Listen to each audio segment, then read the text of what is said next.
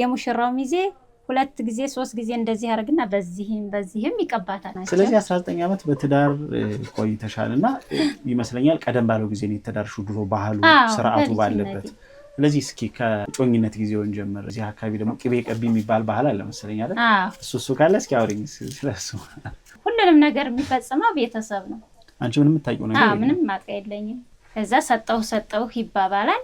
ከዛ በኋላ በጮኝነት ይታጭና በየመሃሉ ቅቤ የሚባል ባህል አለ። እንዴት ነው እሱ ባህሉን እስኪ ንገሪኝ። ባህሉ አረፋና ፍች ሲመጣ ልብስ ከወንድ ወገን ማለት ነው ልብስ ይገዛሉ። ወንዱ ለጮኛው ወይ የወንዱ ቤተሰቦች ለጮኛው ማለት ነው ወንዱ ይገዛል። ያኔ ቤተሰብ ዘመድ አዝማድ ይሰበሰባል። ከዛ ቂጣ ይጋገራል፣ ዳቦ ይጋገራል።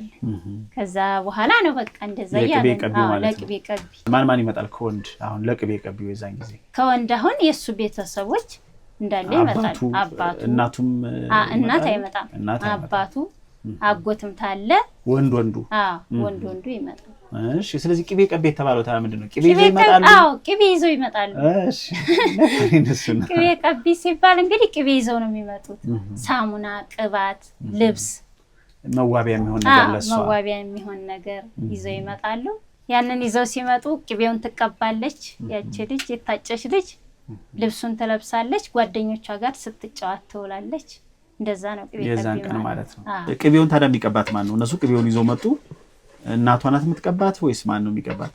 ሚዜ የሚባል ነገር አለ። የሚቀባት የሙሽራው ሚዜ ነው ወንዱ። የሙሽራዋ ደግሞ እንደገና የሴቷ ሙሽራ ሚዜ ይዛት ትቀርባለች ቤተ ዘመድ ፊት። ከዛ ከቅቤ እንደገና የሙሽራው ሚዜ ሁለት ጊዜ ሶስት ጊዜ እንደዚህ ያርግና በዚህም ይቀባታል በባህሉ መሰረት። እሺ ስለዚህ ስትደበቅ የምትኖር ምን ትበል የዛን ጊዜ የግዴታ መቅረብ አለበት። ግዴታ ትቀርባለች። በጣም ነው የሚያስፈራው ነበር፣ ግን ባህሉ ያው ግድ ስለሆነ ግን ግድ ነው። ብፈራም ግዴታ ትቀርባለች።